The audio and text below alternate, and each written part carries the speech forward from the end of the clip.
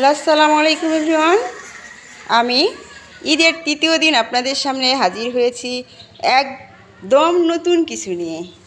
আজকে আমার ভাগ্নের অসাধারণ মেধার কিছু নিদর্শন আপনাদের সামনে আমি তুলে ধরব, যেগুলো দেখলে আপনারা আশ্চর্য হয়ে যাবেন। আমার এই ভাগ্নের বয়স 6 বছর, ক্লাস 1-এ পড়ে। এত সুন্দর ভাষণ দিতে পারে ভাবতেই পারবেন না। সাদমান, তুমি নাকি 7ই মার্চের ঐতিহাসিক ভাষণ নাকি খুব সুন্দর বলতে পারো? হ্যাঁ বাবা, একটু বলো তো। ভাইরা আমার, আজ দুঃখ ভারাক্রান্ত মন নিয়ে আপনাদের সামনে হাজির হয়েছি।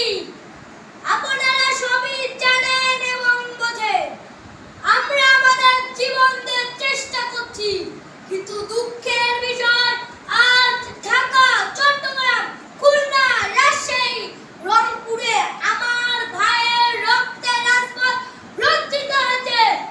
আজ বাংলার মানুষ মুক্তি চায়, বাংলার মানুষ বাঁচতে চায়, বাংলার মানুষ তার অধিকার চায়, কিন্তু দুঃখের বিষয়, দুঃখের সঙ্গে বলতে হয় 23 বছরের পর ইতিহাস বাংলার অত্যাচারে বাংলার মানুষের রক্ত দিয়ে রাজপথ রঞ্জিত করার ইতিহাস। 1952 সালে রক্ত দিয়েছি, 1954 সালে নির্বাচনে আমরা জয় লাভ করেও গদিতে বসতে পারি না। 1958 সালে আইয়ুব খান মার্শাল ল জারি করে আমাদেরকে 10 বছর পর্যন্ত গোলাম করে রেখেছে। 1969 সালের আন্দোলনের 7ই জুনে আমার ছেলেদের গুলি করে হত্যা করা হয়েছে।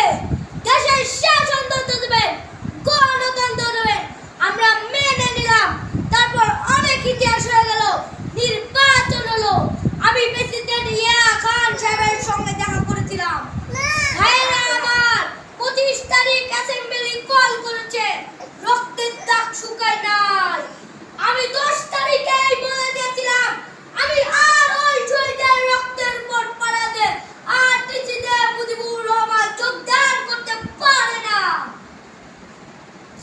ভাইরা আমার, আমরা ফাতে মারবো, আমরা পা দিতে মারবো। তোমরা আমার ভাই, তোমরা পেটে থাকো, আমাদের কেউ কিছু বলবে না, কিন্তু আমার বুকের উপরে একটা গুলি চালাবার চেষ্টা করো না। 7 কোটি মানুষকে দাবায় রাখতে পারবে না। ভাইরা আমার, প্রত্যেক গ্রামে, প্রত্যেক মহল্লায়, প্রত্যেক ইউনিয়নে আওয়ামী লীগের নেতৃত্বে সংগ্রাম পরিষদ গড়ে তোলো এবং তোমাদের যা কিছু আছে তাই নিয়ে প্রস্তুত থাকো। মনে রাখবা, রক্ত যখন দিয়েছি, রক্ত আরো দেব। দেশের মানুষকে মুক্ত করেই যাবো ইনশাআল্লাহ।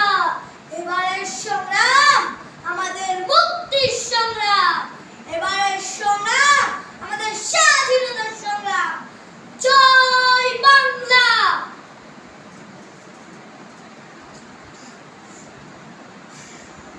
শেষ আব্বু? অনেক সুন্দর হয়েছে, সাব্বাস বাবা। এটা যদি এতটুকু ভালো লেগে থাকে তাহলে অবশ্যই সাবস্ক্রাইব করে আমার চ্যানেলের সাথে যুক্ত থাকুন। আসসালামু আলাইকুম।